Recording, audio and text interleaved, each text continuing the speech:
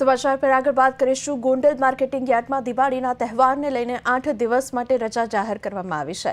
યાર્ડના સત્તાધીશોના જણાવ્યા મુજબ 19 ઓક્ટોબર કાળી ચૌદશથી લઈને 26 ઓક્ટોબર લાભ પાંચમ સુધી યાર્ડમાં તમામ જણસની આવક અને હરાજીનું કામકાજ બંધ રહેશે। તો 18 ઓક્ટોબર ધનતેરસના દિવસે છેલ્લી હરાજી થશે। ત્યારબાદ યાર્ડની કામગીરી બંધ રહેશે, જે બાદ 27 ઓક્ટોબર અને સોમવારથી યાર્ડમાં રાબેતા મુજબ કામગીરી શરૂ થશે।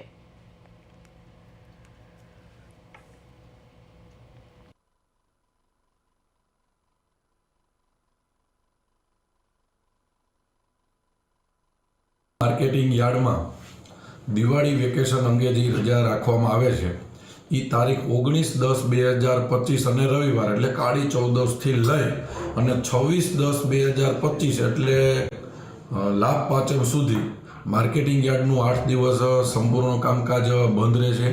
એટલે ખાસ કરીને સમગ્ર સૌરાષ્ટ્રમાંથી આવતા ખેડૂતોને ધ્યાનમાં રહીએ કે Gondal marketing yard Diwali vacation ઉપર 19 તારીખથી 26 તારીખ લગી સંપૂર્ણ બંધ રહેશે, જેની સમગ્ર સૌરાષ્ટ્રના ખેડૂતોએ અને વેપારીઓએ નોંધ લેવી।